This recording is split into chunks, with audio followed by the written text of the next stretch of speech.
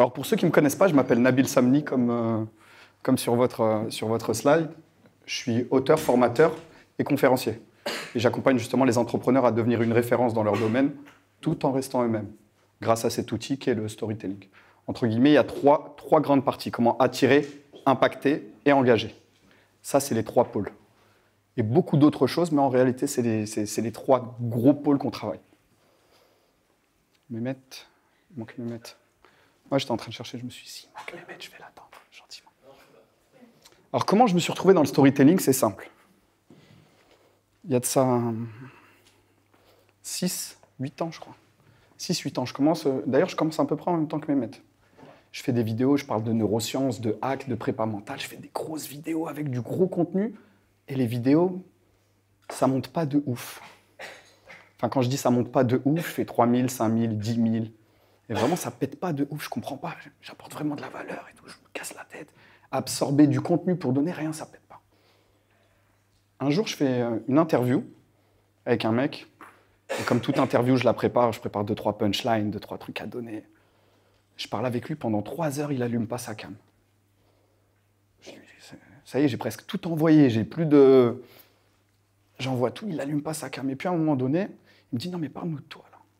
Et il pose son doigt comme ça sur mon cœur, il me dit, non mais parle-nous de toi. Tu sais, on s'en fout de ça, ok, on a compris, tu maîtrises, mais parle-nous de toi. Et donc je décide de lui parler un peu de moi, de ma vie, alors que j'ai jamais parlé de ma vie, en l'occurrence. Et là, quand je commence à parler de moi, il soulève sa cam comme ça et hop, il me filme. Tu sais, j'arrête de parler. Il me dit non, fais pas attention, continue de parler avec moi. En vrai, il m'a mis super bien pendant les 3 heures. Et donc, je commence à lui parler de moi un peu anodine, des choses vraiment anodines. Il poste la vidéo, je crois un coup de 23 heures, un truc comme ça. Le matin, je me réveille, mon téléphone, clac, clac, clac, clac, clac, clac, clac, clac. Notif, je comprends pas. Je vois ce délire. Tu as des notifs d'habitude, mais pas 180 notifs. Et je vois la vidéo, elle est en train de partir en viral. Elle part en viral de fou. 1 million de vues, 2 millions de vues, 3 millions de vues, 4 millions de vues. Je dis, c'est quoi ce délire? Je regarde ma femme, je dis, mais attends, j'ai rien dit d'exceptionnel, là. Elle me dit, ouais, mais là, tu parles de toi, en fait. Là, tu parles avec ton cœur. Et là, je comprends pas encore, mais je me dis, en vrai, c'est ça que vous voulez? Moi, je me casse la tête à chercher du contenu, à aller absorber des livres, des formations. C'est ça que vous voulez? Et sur le coup, je tilte pas encore. Donc, je continue encore avec mes vidéos, et puis un jour, je me dis, attends, je vais retester la même sauce. Je reteste la même sauce, pareil, ça part en viral. Là, je dis, en fait, en vrai, il y a un truc.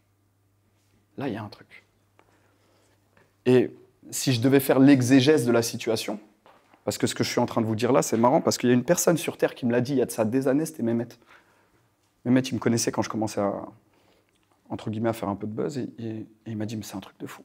Il m'a dit, t'as une life, tu la caches là où les gens s'inventent des vies. Tu devrais en parler, tu devrais... Et je n'étais pas super à l'aise avec ça, tu vois. Bref, de fil en aiguille et tout, je me rends compte qu'en vérité, les histoires, elles ont un pouvoir de fou. Et aussi loin que remonte ma mémoire, j'ai toujours été attiré par les histoires.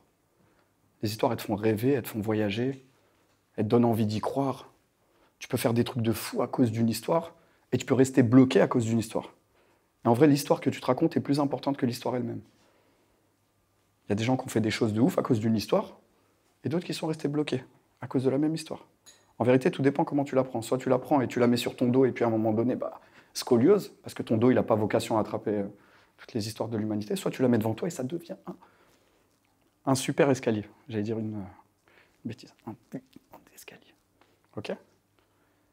Et aussi loin que remonte ma mémoire, comme je vous l'ai dit, depuis enfant, je me rends compte que les histoires, elles ont été à la base de tout ce que j'ai pu faire. Pour information, je suis entrepreneur depuis un peu plus de 20 ans. J'ai monté des boîtes dans l'import-export, dans le transport, dans la restauration, dans la téléphonie mobile. Et ça a toujours été des histoires, en vrai, qui m'ont permis de glow up. Signer des contrats, me connecter. Tout le temps des histoires. Et je pense qu'en vrai, ça me vient depuis l'histoire sans fin. Il y en a qui ont la référence de l'histoire sans fin? Pas beaucoup. On voit les plus de trentenaires. C'était un truc un peu genre... comment ça, Le Monde de Narnia, version années 90. Et quand j'étais petit, je regarde ce livre-là et tout, je me dis, en fait, je le veux. Je vais à la bibliothèque, je demande l'histoire sans fin, ça n'existe pas. Je vais à la librairie, je commande et tout, ça n'existe pas. Et donc de là, je commence à nourrir cette appétence pour les histoires. Et ça a toujours été des histoires qui m'ont sorti de bourbier. D'ailleurs, il n'y a qu'à voir, quand tu es dans une salade, tu dis, oh, je suis dans une histoire. Il faut que je règle une histoire. C'est tout le temps des histoires. Sauf qu'on ne s'en sert pas comme il le faut. Et puis en évoluant dans ma vie d'entrepreneur, il y a un moment donné où je me retrouve taxi. Et taxi, pour un mec qui kiffe les histoires, c'est incroyable. Parce qu'à chaque fois qu'il y a quelqu'un qui monte dans ta voiture, ah, t'es pas au courant, ma femme elle m'a quitté, ah, que des histoires. T'écoutes des histoires, tu racontes des histoires, en même temps tu crées des histoires. Et dans ce cheminement-là de taxi, il y a un moment, je me spécialise à transporter des personnes malades. Donc j'ai une société de taxi, mais moi je veux transporter que des personnes malades. Parce que quand tu transportes des personnes malades, c'est plus du tout la même histoire. Les gens, ils te parlent avec leur cœur. Quel que soit ce qu'ils aient pu faire dans leur vie, c'est tout le temps le même discours. Dit avec des mots différents, de manière différente, personnes d'obédience différentes, croyantes ou non d'ailleurs, mais c'est tout le temps la même chose. Les regrets de ne pas avoir fait ce qu'ils pouvaient quand leur santé leur permettait. Et c'est tout le temps des phrases du genre, vous savez, monsieur, toute ma vie, malheureusement, là, je ne peux pas. Vous savez, j'ai toujours rêvé d'aller, malheureusement, aujourd'hui, je ne peux pas. Et les regrets de ne pas avoir fait ce qu'ils pouvaient, ça tronche de l'intérieur. Et c'est de là, d'ailleurs, qu'est né, pour ceux qui ne me connaissent pas, sur les réseaux sociaux, c'est « t'attends quoi ?» Le « t'attends quoi ?» ça vient de là. T'attends quoi? Parce qu'à chaque fois que je gambergeais avec des personnes en dialyse, en chimiothérapie, en radiothérapie, c'est « oh, Nabil, t'attends quoi ?» Et ces personnes-là me font gamberger. Elles me font gamberger et surtout, elles me rappellent une chose. Elles me rappellent qu'il y a une histoire que je ne connais pas. Et cette histoire que je ne connais pas, c'est celle de mon père. J'ai grandi avec mon père, mais disons qu'il était là sans être là, sans entrer dans les détails. Et mon père j'ai toujours ouï dire certaines choses au sujet de mon père, mais sans vraiment savoir si c'est vrai. Ce que j'entends sur mon père et moi, le gars que je vois devant moi, c'est pas le même gars, en fait. Ce qu'on me raconte, t'as des secrets qu'il veut pas me dire, parce que mon père, il me parlait en là-bas, ici, viens dormir, manger. Ce qui m'a le plus parlé, c'est sa main, en vrai. Et donc, j'essayais de soutirer des infos à mon papa, mais très dur. Et à transporter ces personnes malades, je me dis un jour, vas-y, je vais rentrer. Je veux que tu me racontes. Papa, raconte-moi. Au moins que je puisse transmettre ça à mes enfants. Et donc, je viens à la maison et tout un soir. Et ce que je ne vous ai pas dit, c'est que mon papa se bat contre un cancer aussi. Cancer des poumons. Donc, en vrai, je sais comment elle finit l'histoire. Et tu passes toute ta journée avec des personnes en chimio, elle a une odeur un peu particulière, cette histoire. Donc, je me dis, vas-y, papa, il faut que tu me transmettes. Et un soir, j'arrive chez moi comme ça, avec mon agenda. Je prends mon agenda et je dis, papa, il faut que tu me racontes tout. Je vais tout écrire comme ça, je pourrais transmettre plus tard à mes enfants. Je veux que tu me racontes quand tu es arrivé en 70, les bagarres, les trucs, le café, tout ça. Et mon père, il me regarde, il me dit, vas-y. Il est en train de se fumer une clope comme ça. Il dit, yallah, glisse. En arabe, il me dit, vas-y, assis-toi. Mise à l'amende. Même pour le assis-toi, c'est une mise à l'amende. Je m'assois, je prends l'agenda et je m'apprête à noter. Sauf que là, il y a mes filles qui foutent le bordel. Un bordel monstre, mais un bordel de m'a tapé, m'a truc, les trucs d'enfants. Je dis, tu sais quoi, papa, je reviendrai demain. Il m'a dit, ouais, vas-y, viens, reviens demain, on va se boire un café entre hommes et tu me raconteras tout ça. Et je te raconterai tout ça. Je rentre chez moi, un gosse, un truc de toute une vie. Là, entre guillemets, j'arrondis les angles, mais mon père, il a vraiment un passé de ouf. Et donc, je me dis, oh, truc de ouf, je vais savoir ça, est-ce que c'est vrai, ça? Le chaos qu'il a mis là-bas, le truc, c'est la légende vivante, c'est mon daron. Et donc, je rentre chez moi et je m'endors. Pendant que je m'endors, j'entends mon téléphone qui sonne, dans mon rêve. Je vois, il y a écrit maman, 2h57. Et tu connais les coups de téléphone à 2h57, c'est jamais bon. Alors, je me réveille, et là, je vois que le téléphone, il sonne vraiment. Vraiment, 2h57, il y a vraiment écrit maman. C'est mon cœur, il se met à battre de ouf. Je décroche le téléphone, je dis, maman, qu'est-ce qu'il y a et tout, tu sais, en frisson. Elle me dit, ton papa, il va pas bien, il a du mal à respirer. Qu'est-ce que je fais, Ouldi? Qu'est-ce que je fais, mon fils? Qu'est-ce que je fais? Je dis, maman, appelle le SAMU tout de suite. Le SAMU m'avait prévenu, il m'a dit, si votre papa, il a un problème respiratoire, SAMU direct. Ce que je fais, j'enfile ma paire de Jordan, un survêt, je vais directement à l'hôpital. J'arrive avant le SAMU. Là-bas, je vois mon père qui arrive, brancard. Je n'ai même pas le temps de lui parler, écartez-vous, écartez-vous. Il rentre aux urgences, il me dit, monsieur, s'il vous plaît, écartez-vous. J'attends, je fais les 100 pas. Ils reviennent me voir, ils me disent, monsieur, votre papa, ça va vraiment pas, on va devoir le mettre sous assistante respiratoire. Ok. Tu dis rien dans les moments comme ça, tu dis juste, ok, tu vois, je suis pas docteur House, je vais pas lui dire, mettez-lui 2 mg d'épinéphrine, mettez-le sous. Non, je dis rien. J'attends. Et puis il revient me voir, il me dit, monsieur, là, votre papa, ça va vraiment pas. On va devoir le mettre dans je me rappelle plus comment ça s'appelle. Bref, un autre stade. Je dis, ok, allez-y. J'attends, je fais les 100 pas, je bois des cafés dégueulasses à la machine à café, là, je les bois comme de l'eau. Et puis finalement, peut-être encore 1 heure après, il revient me voir, il dit, écoutez, monsieur, votre papa, ça va vraiment pas, on va devoir le mettre dans le coma artificiel pour pouvoir le stabiliser. Je dis, ok. Je fais les 100 pas dehors sur le parking. Entre-temps, mon téléphone, il sonne, mes frères qui m'appellent, ma mère, tout le monde qui va avoir des... Ouais, vous inquiétez pas, vous inquiétez pas. Tu connais, dans les familles, il y a tout le temps une personne sur qui ça repose tout le... Généralement, il y a une mule qu'on charge. C'est à lui qu'on demande d'aller faire les courses, les papiers, trucs dans cette famille, c'est moi. Et donc, je dois, entre guillemets, faire le happy face. Ouais, t'inquiète pas, maman, c'est carré et tout, ça bouge pas. Il vient voir le médecin, il me dit, c'est bon, on a stabilisé votre père et tout, il est dans le coma, vous pouvez aller le voir, c'est tranquille. Je me dis, ouais, c'est cool. Je rentre dans la salle, tu dois t'habiller et tout, tu dois te laver jusqu'au coude. Et là, quand je rentre dans la salle, mes yeux, ils se remplissent de larmes à l'instant T. J'ai mis un pas, flaf. À ce moment précis, je comprends que je ne vais plus reparler avec mon père. Il y a une machine pour remplacer son cœur, une pour remplacer ses poumons, une pour faire ses dialyses. En gros, il est branché de partout. Et je le vois comme ça, tu sais, t'es pas bien. Alors ce que je fais, je prends une chaise, je m'assois au chevet de mon papa. Je prends sa main, je le caresse, en même temps j'ai mes larmes qui coulent. Et j'ai avec lui le plus long discours que j'ai jamais eu de toute ma vie, sans qu'il ait à me répondre. Mais à ce moment précis, je sens que mon père, il me parle. On peut appeler ça un silence éloquent. Je lui parle. Au passage, je lui caresse la main et je me rends compte que la main de mon père, elle est extrêmement douce. En vrai, j'ai jamais caressé la main de mon père. Et pendant que je pleure comme ça, je parle. À un moment donné, je suis bloqué dans mes pensées, j'entends l'infirmière qui rentre, elle me dit, monsieur, c'est votre mère, avec votre frère. Donc direct, je fais le mytho. Ma mère, elle arrive, la pauvre, elle arrive, je la vois, elle arrive avec une théière et de la menthe dans l'autre main. Elle me dit, alors ça va ton père? Je dis, ouais, t'inquiète. Elle croyait vraiment, elle allait lui faire un truc, à la marocaine. Elle me dit, ça va? Je dis, ouais, ça va, cool, là, ils l'ont mis dans un truc, c'est juste pour le calmer, pour lui donner les médicaments, tu verras, là, il va pas te parler, mais c'est cool. Elle rentre avec mon frère, dès qu'elle rentre, moi, je parle en dialogue interne. Je suis là, je regarde, je dis, ils sont pas prêts. Je connais ma mère, je sais ce qu'elle va voir, je sais qu'ils sont pas prêts. Moi, je fais le mytho, mais eux, ils sont pas prêts. Ils sont pas prêts. Je parle tout seul comme ça. Et peut-être un quart d'heure après, ma mère, elle sort de la pièce. Elle vient en pleurant. Sur mon torse, elle me tape le torse. Elle me tape. Comme ça, moi, je la prends. Elle me dit, papa, il est parti. Effectivement, quelques heures après, mon père est parti, emportant avec lui ses secrets. Et vous comprenez peut-être maintenant pourquoi je vous dis tout le temps, faites attention que plus tard ne se transforme pas en trop tard, pour ceux qui me connaissent. Mon livre, c'est T'attends quoi? Fais attention que plus tard ne se transforme pas en trop tard. Vous voyez, à ce moment précis-là, quand je parle avec vous, là, vous avez des niveaux d'ocytocine très élevés dans le sang. Que vous le vouliez ou non. Ça, c'est le pouvoir des histoires.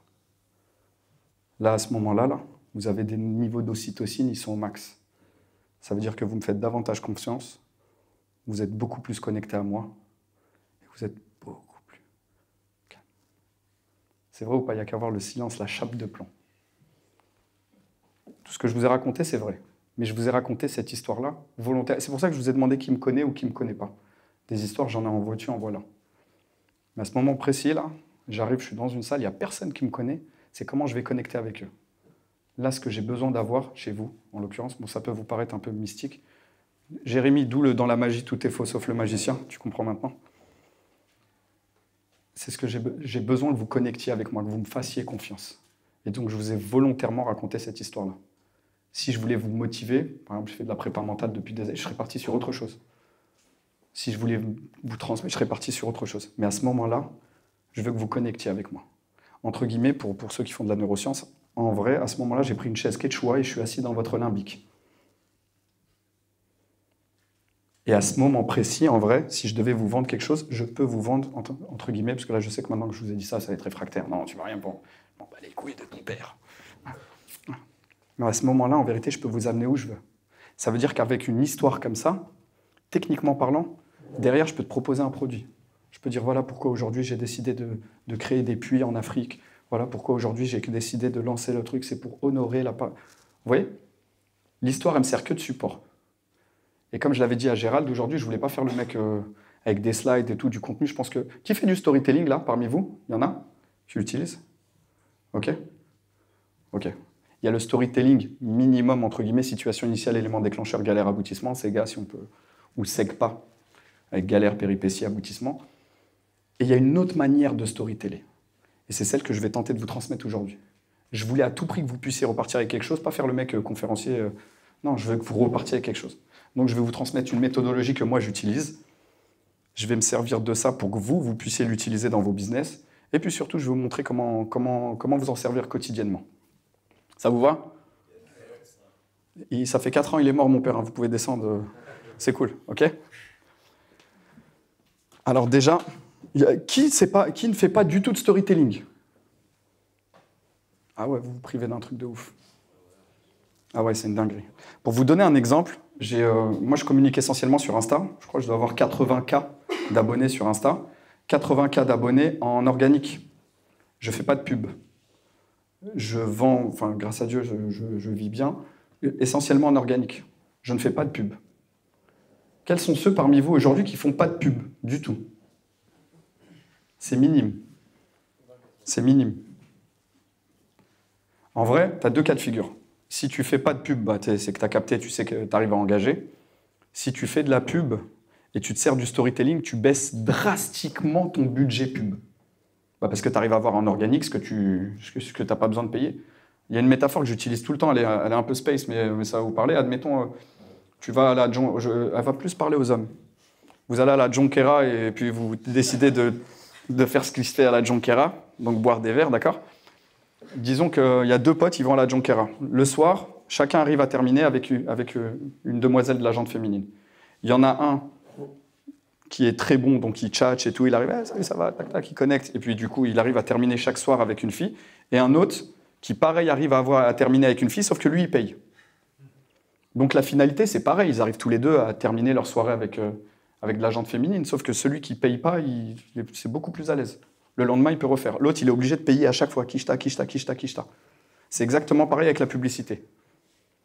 C'est exactement pareil. Tu vas payer avec la publicité ce que tu n'arrives pas à avoir de manière organique. Mais en vérité, vous pouvez vous en servir. Tiens, il y a plusieurs choses qui vont vous servir dans vos business respectifs. 1, ça va te permettre de différencier.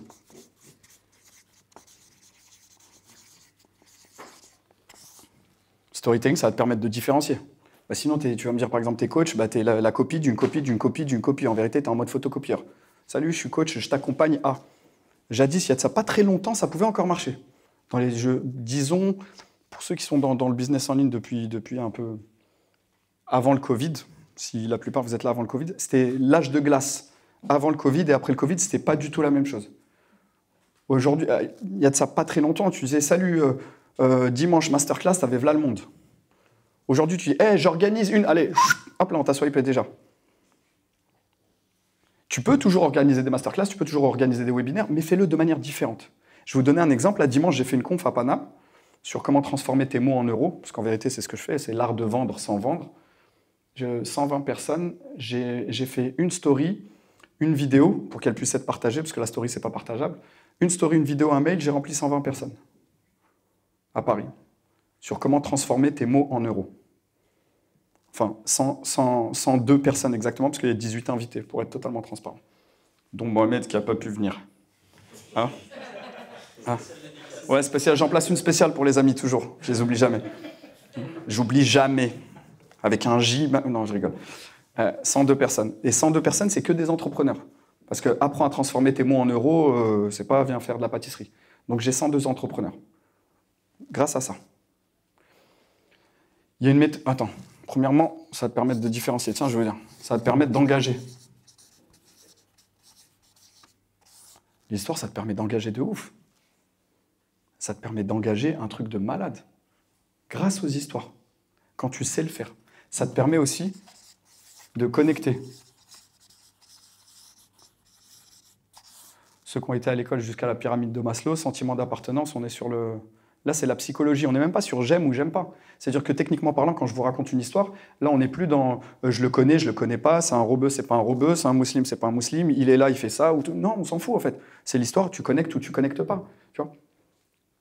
Et en vrai, c'est très, très puissant parce que l'émotion est vectrice d'action. Et ensuite, tu justifies avec la raison. C'est tout le temps comme ça, c'est la base. C'est la base. C'est l'émotion qui t'a fait aller de l'avant, et ensuite tu vas le justifier. Peu importe ce que vous faites, c'est quasiment tout le temps l'émotion qui est vectrice d'action. Tu regardes, t'es en couple, bah, c'est l'émotion qui t'a fait mettre en couple. Désolé, t'es au premier rang, c'est juste la main n'est pas assez longue pour aller là-bas. Ouais. C'est l'émotion qui t'a fait mettre en couple avec ta moitié, et après tu vas justifier en disant « ouais, mais on est du même truc, on a grandi ensemble, ou on est de la même origine, peu importe. » Mais c'est d'abord l'émotion. C'est tout le temps l'émotion qui est vectrice d'action, et ensuite tu justifies avec la raison. 4, j'ai entendu tout à l'heure, il y avait beaucoup enfin vous parliez en l'occurrence de closing et tout ça. Les histoires, ça te permet de régler des tensions. Quand il y a des tensions, tu sors une histoire de ta poche, il n'y a qu'à voir, je vous l'ai dit tout à l'heure, ouais, comment est-ce qu'on va régler une histoire? Ouais, je suis dans une histoire, Silouane, comment tu peux me... Ok, bah laisse-moi, ouais, salut, il fallait que je te parle d'un truc. Pour différencier, pour engager, pour connecter en tension, les coachs, pour coacher, hop, en coaching, il n'y a rien de tel. Comment tu motives les gens? Pour motiver, une bonne histoire, ça motive de fou. Vous vous rendez même pas compte des gens qui ont fait des choses de fou juste à cause d'une histoire qu'on leur a racontée. Et combien de personnes ont été beaucoup plus loin que ce qu'ils pensaient parce que d'autres personnes croyaient en eux encore mieux qu'eux. Tiens, ça me rappelle une histoire, ça c'était je l'avais lu, je sais plus c'était où. C'était un mec il mendiait, il était à New York, il mendiait devant une bouche de métro. Et il vendait des stylos. En fait, il mendiait sans mendier. Genre, il pose des stylos et tu donnes une pièce. Et il y a un mec qui vient, il lui pose un billet de 5 $. Il se barre. Après, il revient, il prend 5 stylos. Et le mendiant, il dit, mais... Il dit, bah quoi? T'es un homme d'affaires comme moi. Je prends mes stylos. Le mendiant, il dit, bah, oui, allez-y.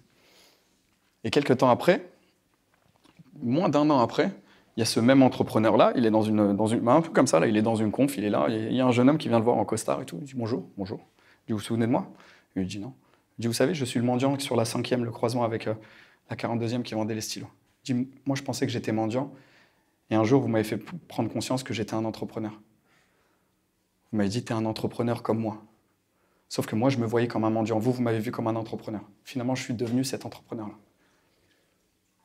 C'est juste l'histoire que tu te racontes en vrai. Je vous avais dit, je voulais vous partager quelque chose que moi, j'utilise et que vous pouvez utiliser.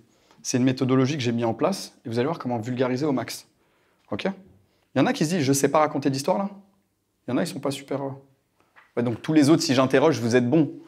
Hein? Faites les timides. La méthode, elle est super simple. HLM. Là où je suis né, je ne suis pas parti bien loin. HLM. HLM, vous avez capté, je suis dans les histoires. H pour... Histoire, bien sûr. M pour, on est à peu près dans la même chose. Il y en a qui l'ont? Non, presque. M, vous l'avez pas? Non, message. Le message. Et le L, c'est le lien. Et en vrai, avec ça, bon, je vais te la faire simple. Tout à l'heure, je vous ai donné une histoire. D'accord?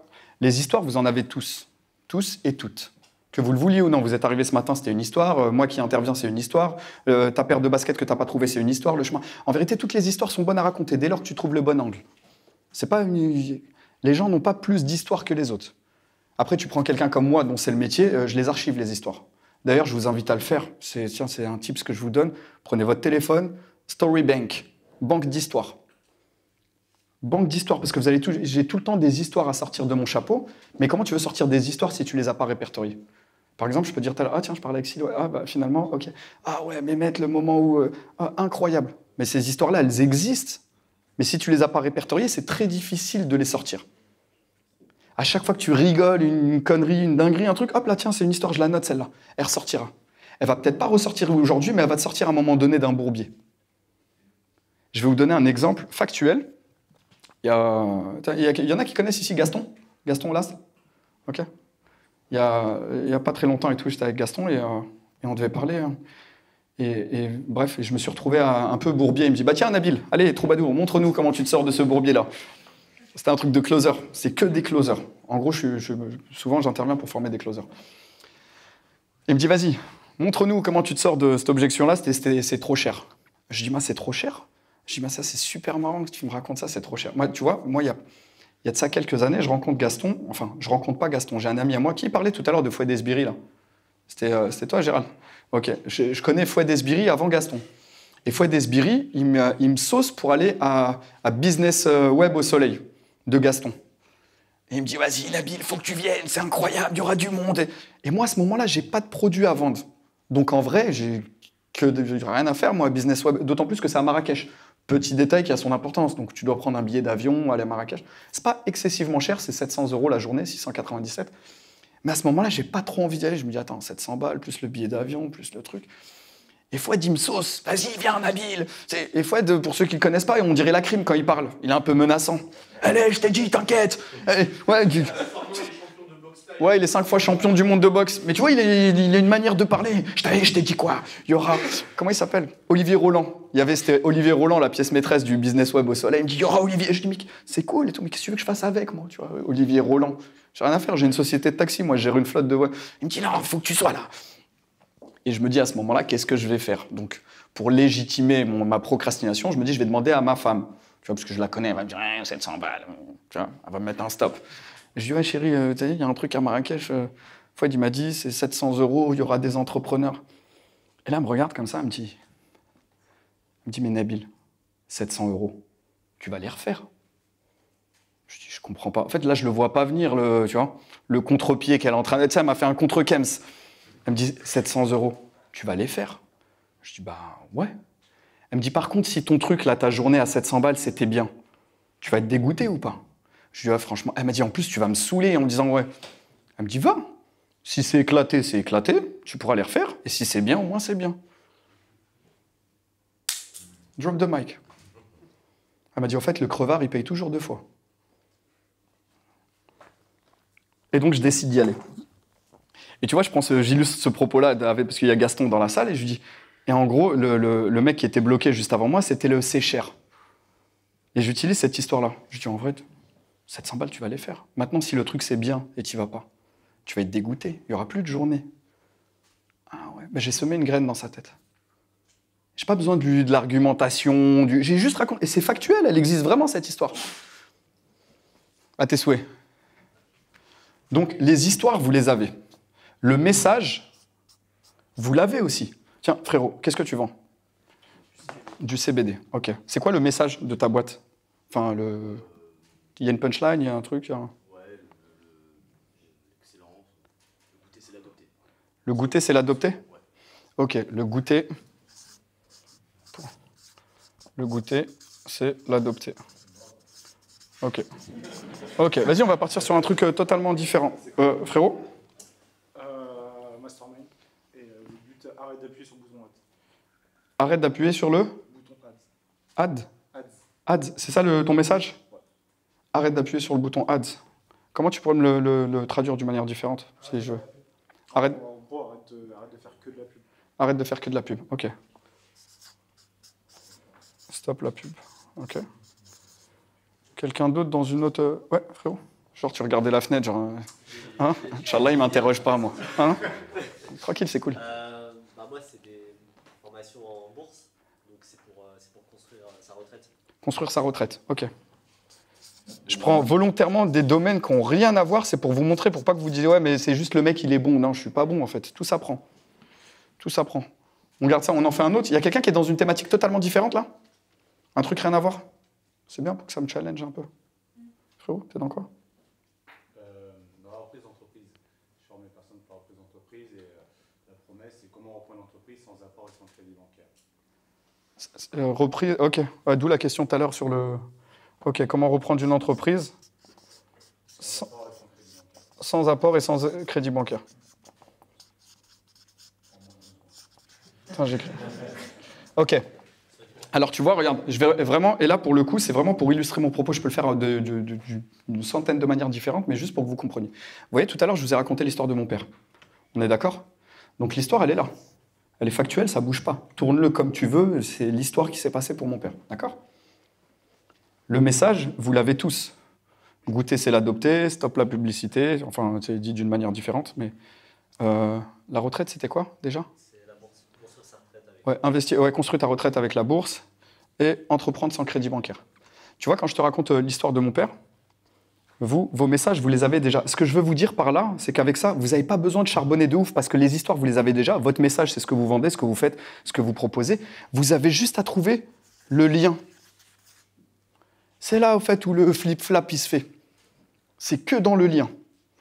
Bah, tu vois, par exemple, si je devais vendre la CBD, tu vois, je peux te dire, OK, je raconte l'histoire de mon père, la même chose, hein, ça ne va pas bouger.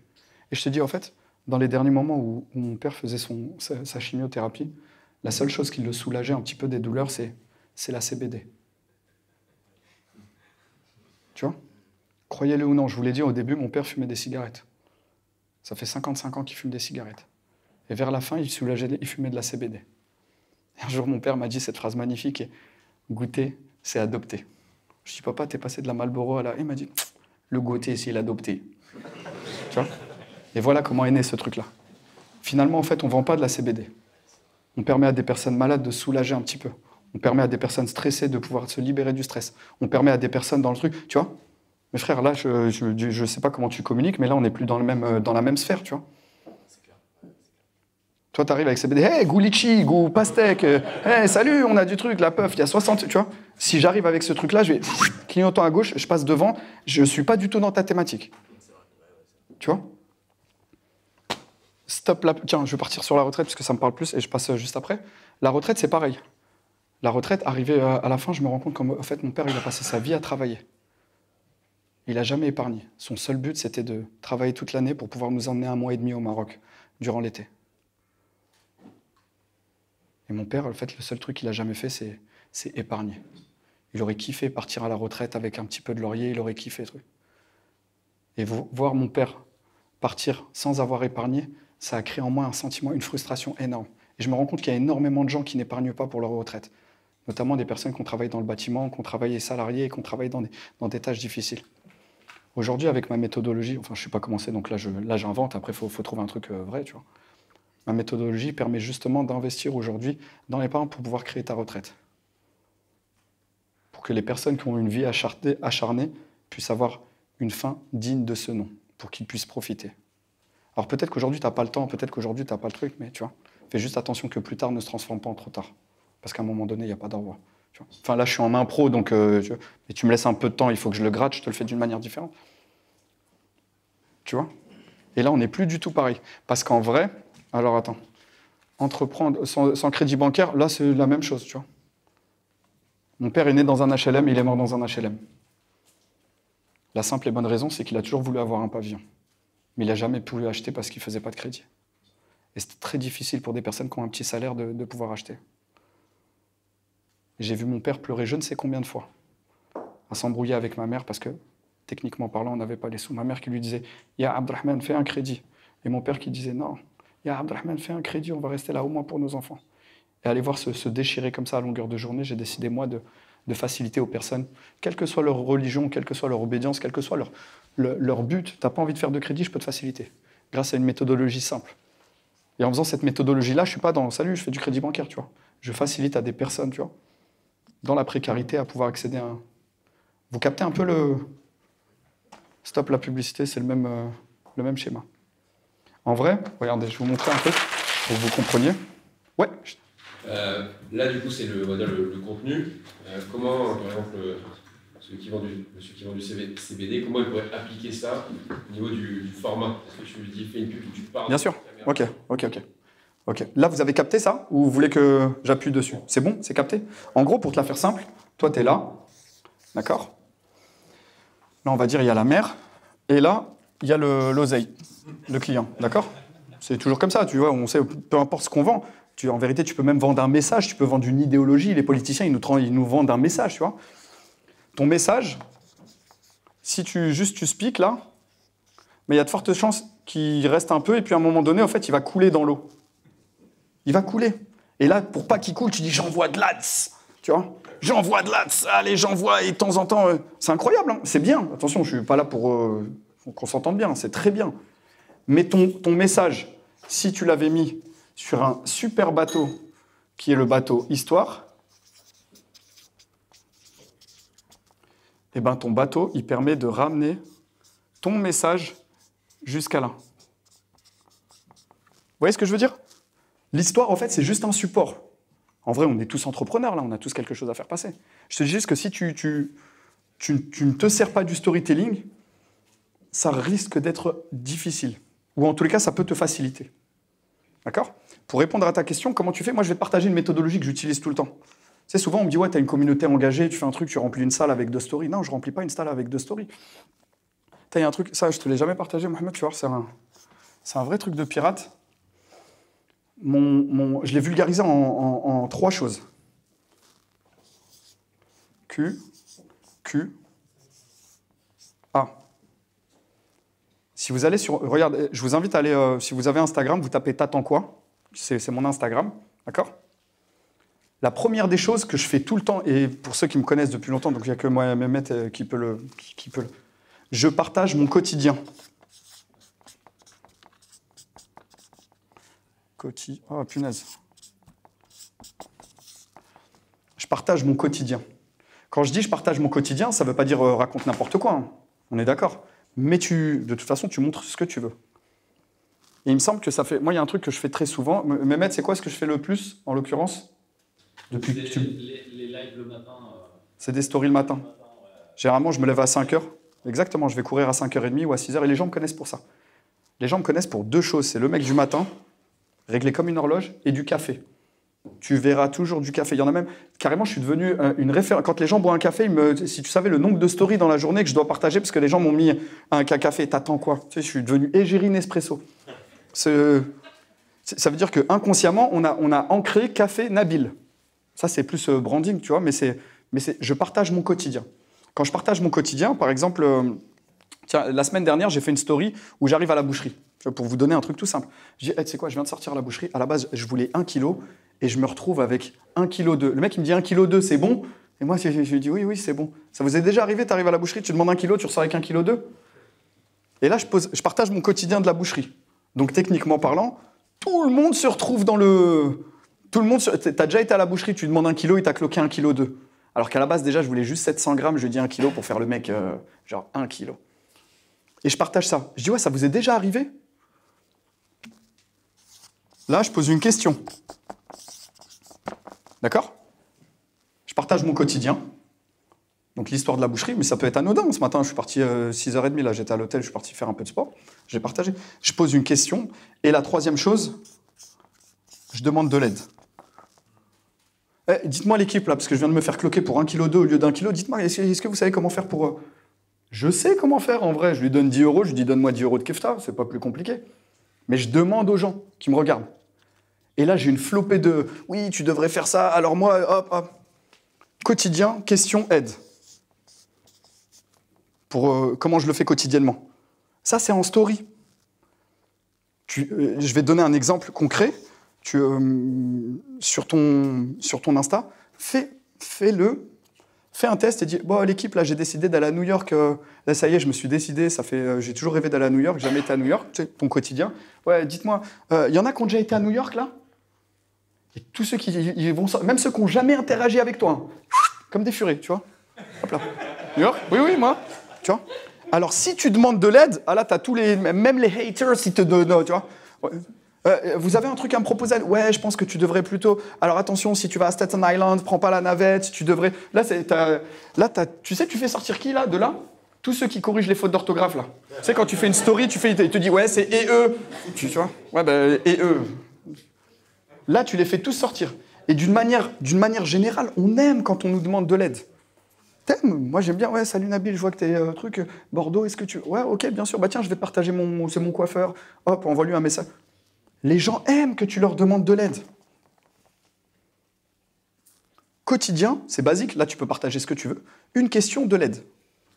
Mais ça, moi, je le fais sur Insta, mais tu peux le faire sur Facebook, tu peux le faire sur... Il y en a parmi vous qui ont déjà demandé de l'aide et ils se retrouvent avec une flopée de messages. Vrai ou pas? C'est incroyable, tu dis, ah ouais, tout ça. Ça fait 6 mois que je vous partage des trucs, vous n'êtes pas là, je vous demande de l'aide. Oui, bien sûr, alors tu devrais d'abord faire... Ah ouais, en plus, tu as tous les professeurs, là.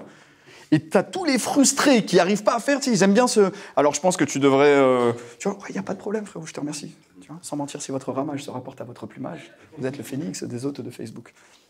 Ils sont contents, tu fais-lui un kiff, il est content. Dimanche, là, moi, ça m'est arrivé. Ça m'a fait chelou, je fais une conf, donc 120 personnes. Dans les 120 personnes, il y en a qui viennent de Marrakech, il y en a qui viennent de Tanger, il y en a qui viennent de Suisse, il y en a qui viennent d'Aix, il y en a qui viennent de Nantes, dans la journée. Techniquement parlant, j'ai rien à leur vendre. Enfin, à l'instant T, j'ai rien à leur vendre. En vrai, c'est le meilleur webinaire qui puisse exister. Tu fais une salle, ça convertit derrière. Pour ceux qui ne font pas de présentiel, parce que c'est incroyable le présentiel.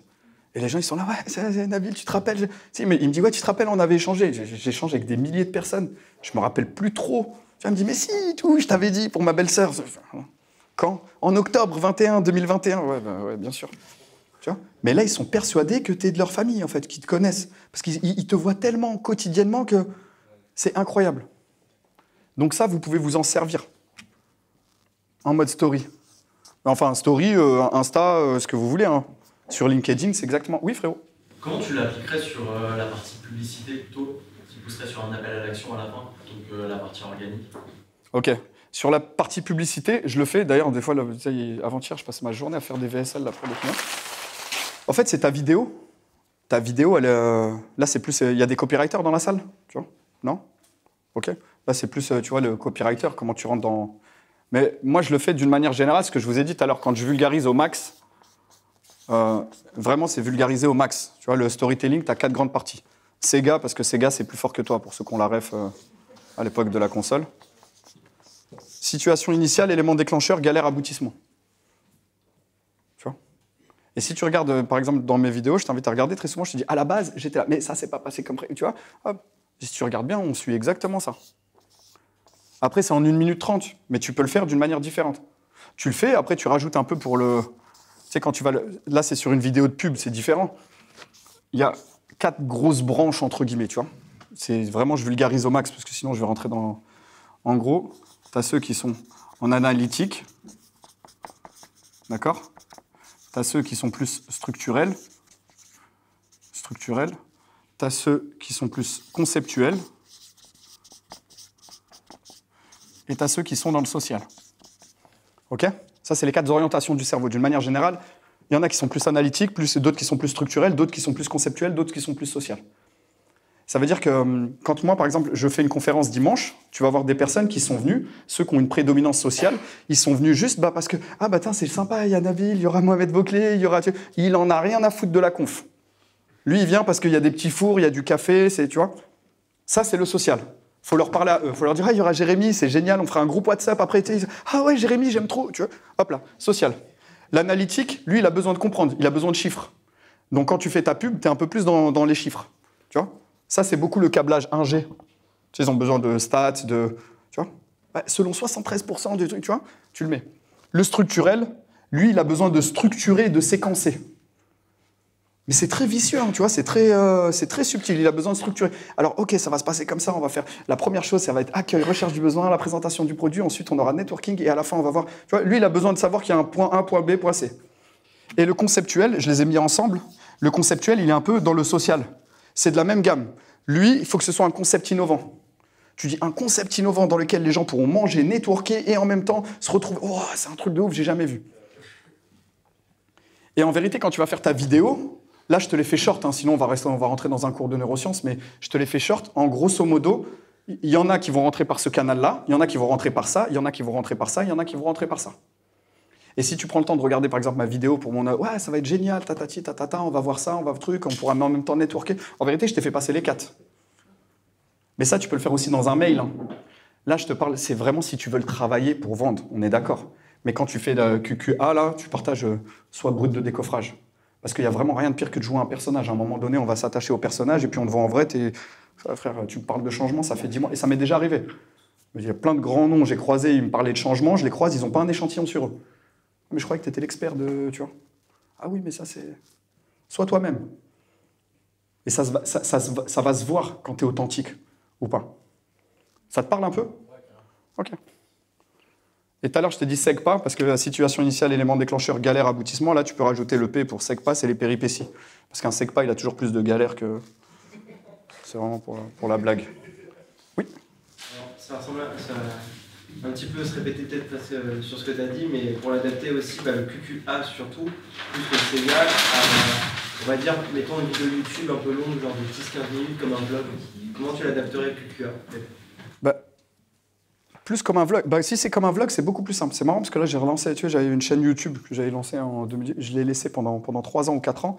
Et là, il y a 15 jours, j'ai décidé de me relancer sur YouTube. Ça fait 15 jours, là, j'ai décidé, j'ai eu une vue. Ça m'a fait chelou parce que tu t'arrives, t'es nouveau et tout. Tu dis, ah ouais, faut que je reprouve encore. Tu vois, c'est une autre méthodologie. Si tu le fais en vlog, c'est bien. Bah, de toute façon, tu commences avec une accroche. C'est toujours la base, en fait. Il n'y a pas d'accroche, tu vois. L'accroche, tu utilises un peu et hop. De toute façon, il y a un truc, et c'est une erreur monumentale, et je le vois beaucoup chez les entrepreneurs. Il y a un truc qu'on va souvent te dire, on va te dire, ouais, parle à ta cible. Tu vois, c'est un truc, le premier truc, oui, il faut que tu parles à ta cible. C'est pas vrai, en fait. Encore heureux qu'il faut que tu parles à sa cible, mais parle avec ta cible. Et ça, c'est pas la même. Combien de personnes, je les vois, ils parlent à leur cible. Mais tu parles comme Louis XIV, tu arrives comme si c'était le dernier album de Maître Gims, comme si les gens attendaient ta publication, tu la postes et oye, voilà, la nouvelle arrivage. On s'en fout, en fait. Enfin, je ne parle pas de toi. Les gens s'en foutent. Si tu arrives et hop, là, je vous balance des publis, tu vois. Allez, venez à ma nouvelle... Non. Parle pas à ta cible, parle avec ta cible. Prends le temps de connecter avec. Certes, le taf, il est un peu plus casse-pipe, certes, c'est un peu plus galère, mais crois-moi que c'est incroyable. Parce qu'avoir une communauté engagée, c'est ouf. Et franchement, je te parle en reconnaissance de cause, parce que demain ou après-demain, on te saute ton... Moi, ça m'est déjà arrivé, là, Insta, ils me l'ont bloqué, et à un moment, je dis, oh, dinguerie. Comme ça, sans raison, tu vois, tu dis, compte certifié, blocage. Je dis, les gars, j'ai rien fait, tu as envie de dire, mais s'il vous plaît, vraiment, j'ai rien fait, les gars. Non, bloqué. Va galérer. Alors que si tu as une communauté engagée, tu vas, allez, ouais, tout le monde sur le compte de Mohamed Bouclé. Hop. C'est incroyable, et tu peux t'amuser. Moi, je le fais des fois avec mes élèves. Je leur dis, ça vous dit, on va éteindre quelqu'un en live. Tu vois, allez, les gremlins, on y va. Tu te rends pas compte. C'est incroyable. Et quand tu as une communauté engagée, tu vois, hier, j'ai partagé une vidéo d'un mec qui a fait, ouais, je me suis fait avoir par un influenceur. En fait, il parlait de moi. Et en vérité, c'est un hook. Et j'ai reçu je ne sais combien de messages. Ouais, j'étais prêt à l'éteindre. Ouais, j'étais prêt à... Non, les gars, c'est cool, il épice. Mais fais-le quotidiennement. Ça vous va? Pour l'instant? Ouais?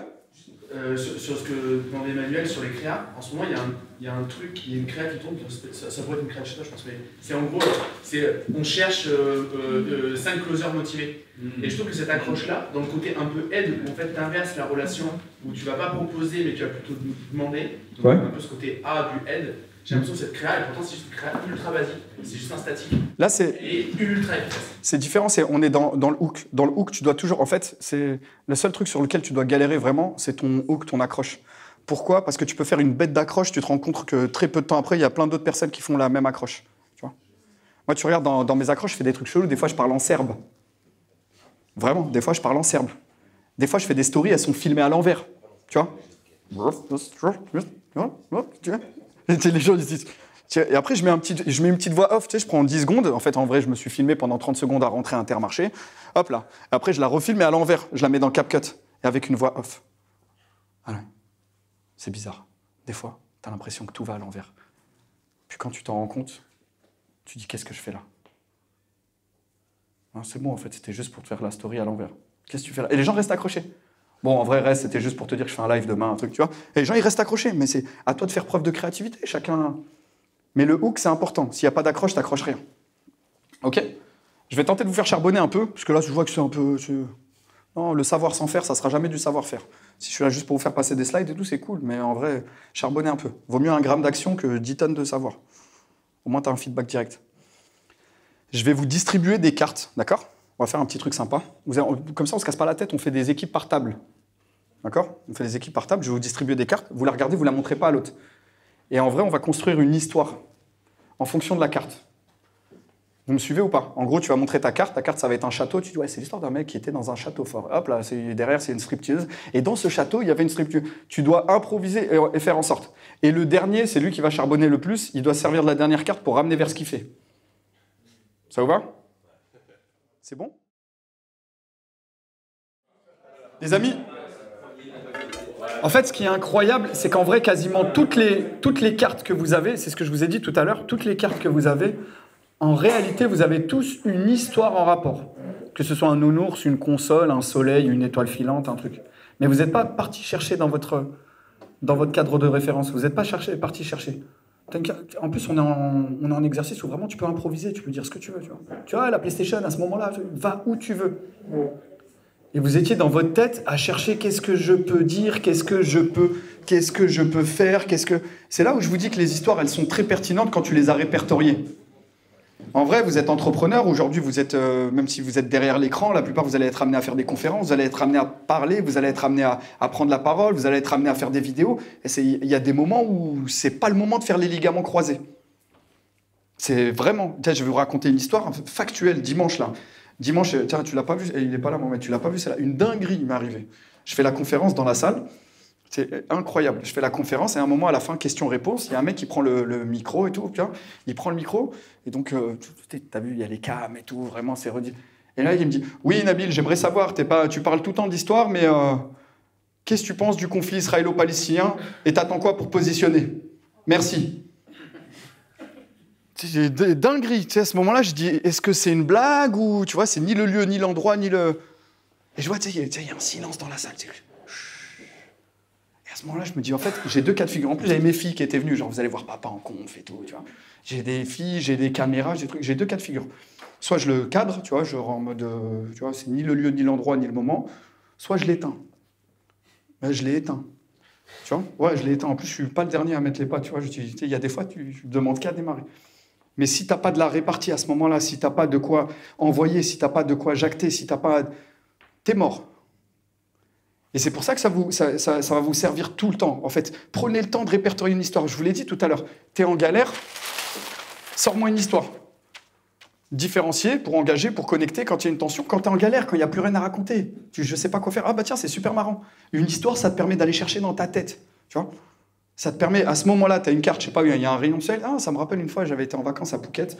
En vrai, plus exactement, j'étais du côté de Patong et il y avait un rayon de soleil. Pendant ce temps-là, toi, tu es en train de chercher dans ta tête. Tu es en train de chercher quoi? Mais l'histoire, tu l'as. Tu n'as pas à la chercher. Elle est déjà là. Et elle vous sortira de bien des galères. Il y a plein de fois où les gens me disent « Ouais, Nabil, toi, tu racontes des histoires. » Non, en vérité, c'est que je suis en galère à l'instant T. J'ai préféré te sortir une histoire de mon chapeau que de répondre « Ah, c'est super marrant comme question. Tiens, bah, tu sais quoi, ça me rappelle l'histoire de Gaston.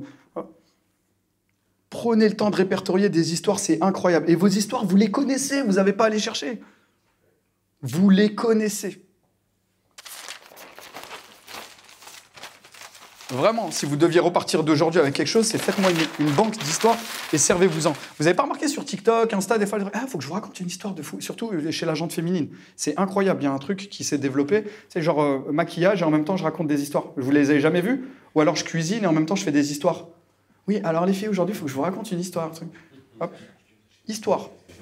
Et comment tu l'as éteint du coup alors? Bah, après, je recadrage, tu vois. J'ai fait un recadrage et je lui ai expliqué qu'en grosso modo, tu vois, je vais sortir une histoire. Je lui ai dit, il y a un truc qui est simple, tu vois, sans rentrer dans les détails, mais je lui ai dit, tu vois, frérot, moi là, je travaille. Je dis, moi, je travaille. Sur Insta, je travaille. J'ai d'autres boîtes, mais sur Insta, je travaille. Je dis, toi, tu me demandes de faire à mon taf, tu veux que je me positionne pour je sais pas quoi. Je dis, mais toi, tu vas à ton taf avec un drapeau et tout, et tu dis...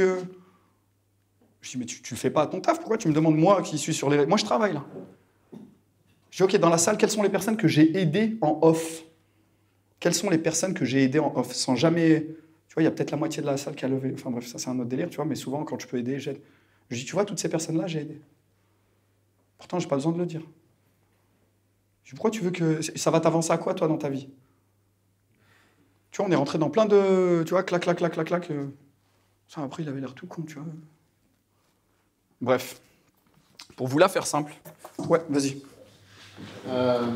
Tu partages beaucoup, justement, de sujets perso. Ouais. Tu partages beaucoup de sujets perso depuis un petit moment. Okay. Est-ce qu'il y a des effets pervers de cette stratégie que tu as pu répertorier comme étant les plus récurrents? Et comment tu fais pour les taper? Ok. Tu vois, c'est très pertinent, Yoni. Il y a souvent les gens, quand on connaît pas, on pense que le storytelling, là je vois vraiment quand on est débutant, on dit ouais, il faut que je fasse mon storytelling. Tu vois. Mais le storytelling, c'est pas ton histoire perso. Le storytelling, c'est l'histoire au service de ce que tu fais. L'histoire au service de ce que tu vends. Tu regardes mon cas de figure, je suis père de famille, je suis entrepreneur, je suis conférencier, je suis fils, je suis plein de trucs. Quelle histoire je vais te raconter? J'en ai un milliard des histoires. Je vais te raconter une histoire qui va servir ce que je fais, une histoire qui va servir ce que je vends. C'est l'histoire au service de ce que tu fais. Et il y a un moment donné, quand je partage quelque chose, en fait, c'est pour ça que je redis encore, tout à l'heure je l'avais dit à Jérémy, dans la magie tout est faux sauf le magicien. En vrai, tout est calculé, tu vois. Ça peut paraître ouf, mais dans une journée de... Regarde, depuis ce matin, j'ai échangé, on a rigolé, un truc, tu regardes dans mes stories, il y a une story où je bois un café à 6h du mat', tu vois. Une story où voilà, ok, on va charbonner. Une story, ça vient servir mon message. Je te partage ce que j'ai envie de te donner. Il n'y a pas quelqu'un avec toi, tu n'es pas Gary Vee avec quelqu'un qui partage en H24. Hey girl, bro, you don't talk to me like that, ok? Dans tes stories, toi, tu mets ce que tu veux. Est-ce que ça sert ou pas ton message? C'est beaucoup plus complexe que ça. Tiens, je vais tenter de vous partager un truc en 2,8 kg, 3,2 kg pour que tu captes. Comment je vais le faire? Tiens, je vais le faire comme ça. Ça répond à ta question? Pas du tout? Comment? Non, pas du tout. Ok. Tu m'as dit qu'est-ce que je partage? Non, je t'ai pas dit ça. Pardon. Toi qui as adopté cette stratégie, Ouais. quels sont les effets négatifs ou les effets pervers de cette stratégie que tu as pu constater et comment tu fais pour les...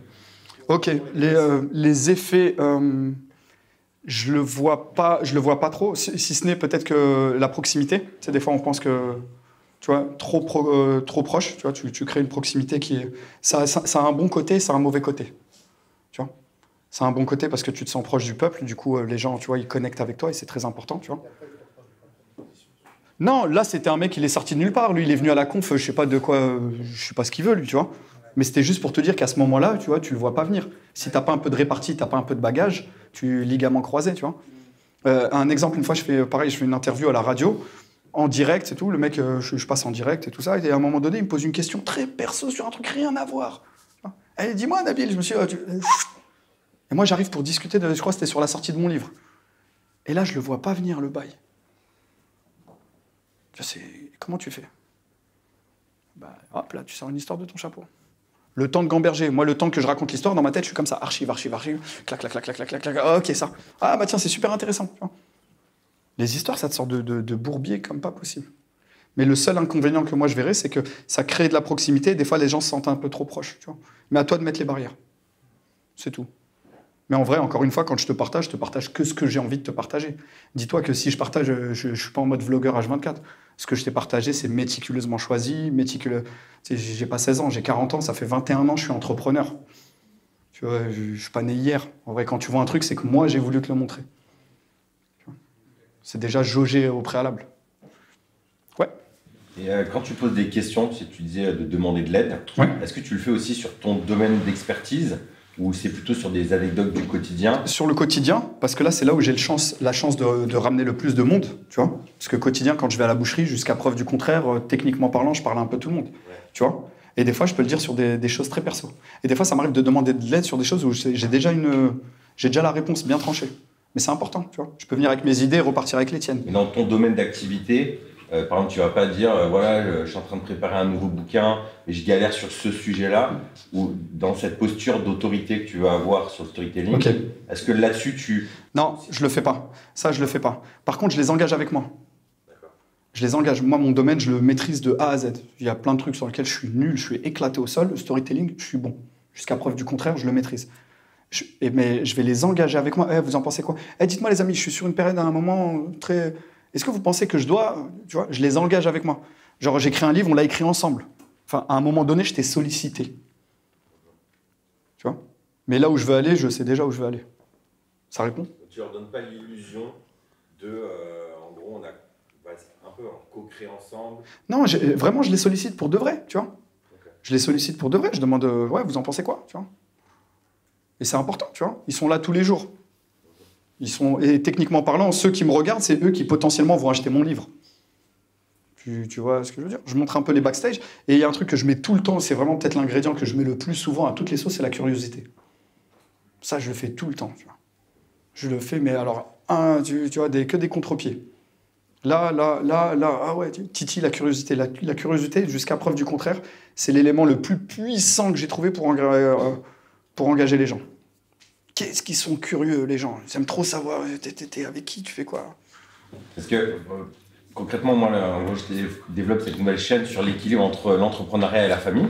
Ok. Donc, je suis plutôt dans une quête un peu de pèlerinage, de voir comment les gens font. Je vois plein d'anecdotes. Mes gamins que j'ai emmenés en vélo, parce qu'ils voulaient tester le vélo. Et j'aurais plein de moyens de poser des questions. Vous auriez fait comment? Et du coup, là, je me mets dans une posture plus de vulnérabilité, même si, en fait, moi, je sais comment je m'y serais pris. je pourrais les engager en mode, ah ben moi, je les aurais laissés, ou non, moi je les laisserai pas. Mais du coup, ça me met dans une posture plus vulnérable. Mais en même temps, les gens vont se sentir. Le truc qu'il y a, c'est que ta vulnérabilité. Ça, c'est vraiment très fort ce que tu dis. C'est peut-être la moitié des personnes que j'accompagne souvent, c'est ce dilemme-là. Tu vois, je veux pas me montrer vulnérable. Tu vois, je veux montrer ça, mais d'un autre côté, ça va me mettre en position de faiblesse.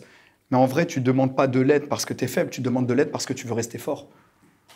Elle est là, toute la différence. En termes de posture, ça va te rendre humain.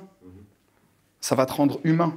D'une manière générale, quand tu fais du storytelling, quel est la plus grosse truc avec lequel les gens connectent? C'est les galères. C'est qu'à un moment donné, les gens se disent « Ah, il est comme nous. Ah, elle est comme nous. » Tu vois? Quand tu partages ton « Ah ouais, il me ressemble. Ah ouais, moi aussi, j'ai eu ces galères-là avec ma fille. » Et à chaque fois qu'il y a des gens qui vont connecter, hop là, ils vont monter dans le bateau avec toi. À chaque... C'est des game changers depuis qu'on a identifié ça dans ma com perso. C'est à chaque fois... À chaque fois que tu as une galère ou un truc, un moment difficile, on est humain jusqu'à preuve du contraire. Si tu as eu des problèmes avec ta fille, il y a de fortes chances que je les ai eus avec ma fille. Et peut-être que je ne vais pas te calculer. À un moment, tu vas dire, ouais, est-ce que ça t'est déjà arrivé avec ta fille et tout? Oh, truc de ouf, quand il a parlé, le gars, franchement, je me suis reconnu. Merci. Là, en ce moment, je ne sais pas si vous regardez sur les réseaux sociaux, il y a un mec que je suis, c'est incroyable. Il s'appelle Kémil, je crois. Peut-être que vous l'avez vu passer. C'est un mec qui partage son quotidien. Il fait de la chimiothérapie, le pauvre. Il a un cancer. C'est incroyable. Je le connais ni d'Adam ni d'Ève. Le mec, j'ai vu sa première vidéo. Il nous montre un truc. Un petit jeune, hein, je crois. Il a 24 piges ou un truc comme ça. Hop, chimio, full storytelling. Et là, c'est de l'humain. Juste, il a partagé. Direct, tu t'es connecté. Moi, je sais ce que c'est que de perdre ses cheveux avec la chimio. Et le mec, il partage, mais c'est une porte. À chaque fois que tu vas partager une galère, en vrai, tu vois, d'une manière générale, on veut montrer que ce qu'on a. Ouais, j'ai réussi à faire, j'ai targeté, j'ai eu, j'ai ci, j'ai ça. Ouais, mais qui es-tu quand personne ne te voit? Qui es-tu quand tu es tout seul et que tu pleures là, tu vois? Il y a peut-être des frustrations, tu vois. Mais moi, juste pour continuer, c'est que je vois bien le délire de le faire, et c'est quelque chose que je fais, mais avec la résolution à la fin, tu vois, où je vais te dire, voilà, ça, et c'est comme ça, donc en mode storytelling. Mais là, ce que je trouve intéressant, c'est la dimension de je raconte, et je pose la question, et après je demande de l'aide. Mais du coup, j'amène pas la touche de, bah moi, voilà comment je m'y prends, tu vois. Tu peux, ça dépend. En fait, tu as deux cas de figure. Soit à un moment donné, moi je le fais souvent, il y a des fois où je veux montrer mon savoir, entre guillemets, je sais que je vais apporter la solution, donc je vais raconter cette histoire de galère pour voilà comment moi j'ai fait, tu vois. Je te partage mon cadre de ref. Et il y a des fois où tu peux être en mode de je sais pas, tu vois. Et qu'auriez-vous fait à ma place? Dans tous les cas, ça dépend. C'est toi qui sers. C'est pas un truc que tu fais tout le temps la même chose, sinon on te voit venir. Il y a des fois où tu demandes de l'aide, il y a des fois où ah tiens, je vais tirer un enseignement. Aujourd'hui, il m'est arrivé ça, voilà l'enseignement que j'ai tiré. Tu vois?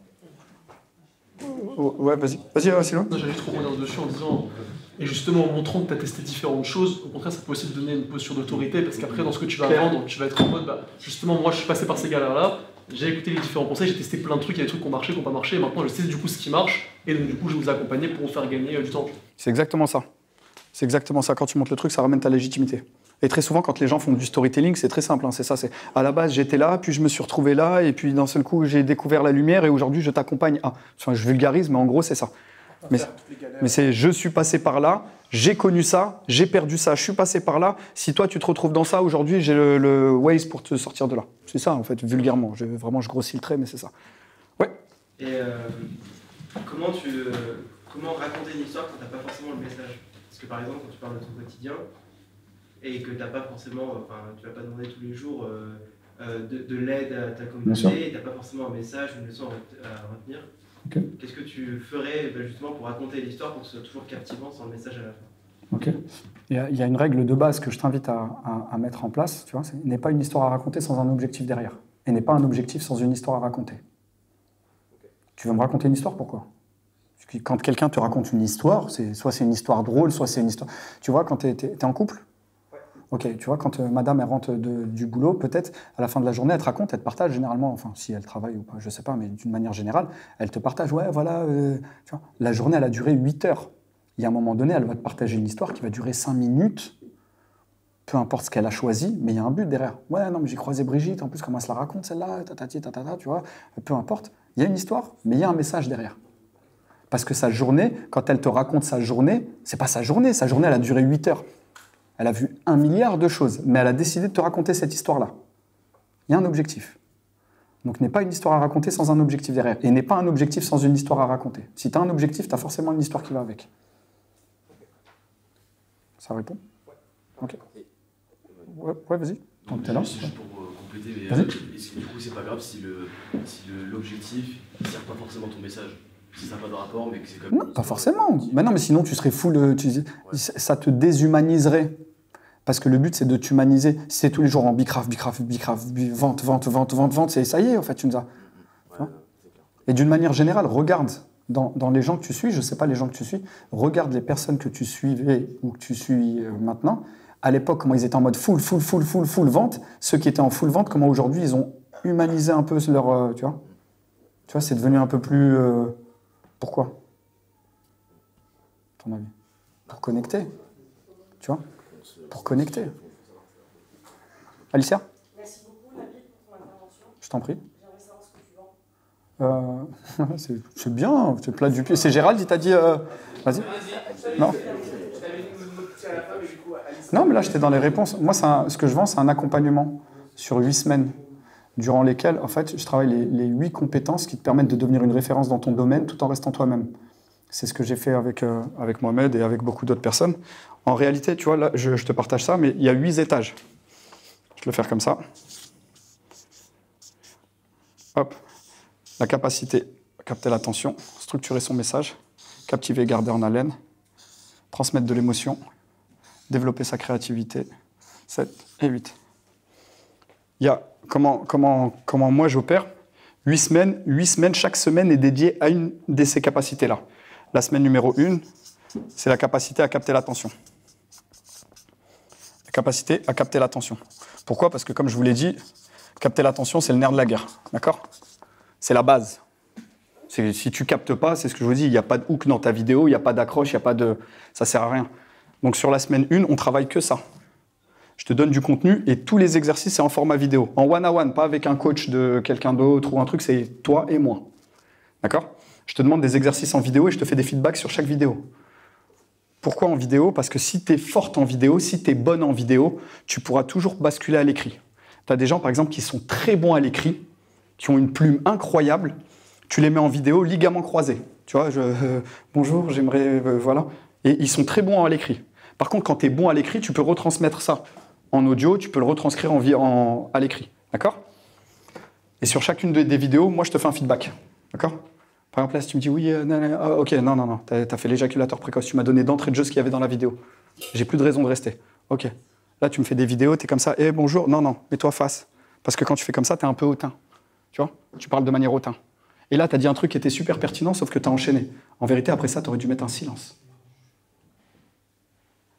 Parce que tes propos, ils étaient très impactants. Bon, tu as capté? Semaine numéro 1, comment capter l'attention. Dans la semaine numéro 2, comment structurer son message. C'est exactement la même chose, toujours en feedback vidéo. Mais en vérité, dans la semaine numéro 2, tu mets aussi les hooks que tu as appris dans la semaine numéro 1. Les capacités, elles s'imbriquent les unes aux autres. D'accord? C'est-à-dire que quand tu arrives à la semaine 8, ça fait 8 semaines que tu travailles comment capter l'attention. 7 semaines que tu travailles comment structurer ton message. 6 semaines comment captiver et garder en haleine. Captiver et garder en haleine. Capter l'attention et garder en haleine, c'est deux choses différentes. Capter l'attention, c'est le stop de scroll, c'est les accroches, c'est comment rentrer directement dans la tête des personnes. Captiver, garder en haleine, c'est autre chose. C'est comment tu me gardes jusqu'au bout. Ensuite, comment transmettre de l'émotion dans son message. Techniquement parlant, c'est ce que j'ai fait tout à l'heure quand je vous raconte l'histoire de mon père. Ok ? Ensuite, il y a comment développer sa créativité. Parce qu'il y a un moment donné, comme tu as pu le voir là avec l'exercice, tu as l'impression que c'est ligament croisé, tu vois, je ne sais plus quoi dire, tout a déjà été dit, tout a déjà été fait. Non, je fais en sorte que tout ton quotidien soit storytellable. Chaque jour, en fait, tu peux me faire une histoire. Dès que tu as une histoire à raconter, tu sais comment le faire. Dès que tu as un message à faire passer, tu sais comment le faire passer. Ok ? Développer sa créativité, comment enrichir son style. Là, on travaille les analogies, les métaphores. Pour moi, il n'y a rien de plus impactant que les analogies et les métaphores pour faire passer un message en mode tu vois, il est passé, toi tu l'as reçu avec accusé de réception, mais personne n'a capté. Tu vois, c'est une histoire. Tu vois. Dans la semaine numéro 7, il y a comment développer ton style de storyteller pour pas que tu sois la copie d'une copie d'une copie d'une copie d'une copie. En fait, tout ça, là, ça nous permet de développer ton propre style. Et dans la semaine numéro 8, c'est la capacité à passer à l'action. Là, je me mets au service de ton business. Là, c'est moi, je suis full service auto. Et 8 semaines. Toujours sur le même mode opératoire. Et là, en fait, chaque semaine, on a un rendez-vous perso. Bon, tu as accès à du contenu. Chaque semaine, on a un rendez-vous perso. Et en vrai, pratiquement tous les jours, je t'ai. Parce que sur tes capsules vidéo, moi, je te fais un feedback. Et j'ai développé pendant très longtemps, j'étais un peu je fais que de la neuroscience, que de la prépa mentale, et je me suis rendu compte que c'est le meilleur mode opératoire pour figer. Pour pas que ce soit juste du contenu froid, que tu regardes et que tu n'implémentes pas. Là, tu as implémenté. Et en vérité, tu développes cette habitude. Parce qu'une habitude ne devient une habitude que quand ça devient plus difficile de ne pas le faire que de le faire. Sinon, ce n'est pas une habitude, c'est une action à répétition. Et une action à répétition, ça n'a rien à voir avec une habitude. Une action à répétition, tu prends... Il y en a qui ont déjà fait le marathon, là. Admettons que tu te dis, vas-y, je vais faire le marathon de Paris, juillet 2000 trucs. Bah, tu vas commencer à courir. Tu vas faire une sortie par semaine, puis 2, puis 3, tu vas t'ambiancer. Ouais, c'est génial. Eh ben, il y a de fortes chances que, même si tu cours 3 fois par semaine, 4 fois par semaine, à un moment donné, quand tu vas arriver au marathon, tu ne vas plus le faire. Juste derrière ton marathon, ça y est. Parce que ton objectif, il était lié à une deadline. Dès que la deadline, elle est atteinte, c'est targeté, ça y est, tu ne le fais plus. Même si tu l'as fait pendant 90 jours, même si tu l'as fait pendant 6 mois. Et en réalité, il y a un autre principe qui est le principe d'ancrage des habitudes, c'est autre chose, mais ça te permet de figer, entre guillemets, comme je t'ai dit, de sorte à ce qu'une habitude ne devienne une habitude que quand ça devient plus difficile à pas faire qu'à faire. Tu prends quelqu'un qui a l'habitude de faire du sport, le jour où il fait pas son sport, il est, tu vois, punaise, j'ai pas. Il prend son hôtel en fonction d'un endroit où il y a une salle de sport. Tu captes ? Et donc c'est pour ça qu'avec ce principe-là, en vérité, tu figes l'information et puis ça devient easy. Et si tu prends l'habitude de faire des vidéos avec moi, tu prends l'habitude de le travailler, le jour où tu en as besoin, tu te dis, putain, je l'ai fait tellement de fois avec Nabil que ça devient easy. Et je l'ai déjà fait avec Mohamed plein de fois. À la base, c'est une vidéo entre lui et moi. Il me dit, tu sais quoi, je vais la transformer en réel, celle-là. Il partait pas pour faire un réel, il partait pour me faire une vidéo et finalement, ça devient un réel. Parce que le plaisir entretient la motivation. Si tu as l'impression de ne pas travailler, si tu as l'impression de rigoler, de taffer, bah t'apprends. Si c'est relou, c'est... faut encore que je lui fasse son truc, ça me casse. Tu vois. Si c'est easy, t'apprends en t'amusant. Et pour moi, c'est la meilleure manière. Voilà comment je procède, entre guillemets. Des questions sur le storytelling ? Ça fait plaisir, c'est l'heure de manger. Merci.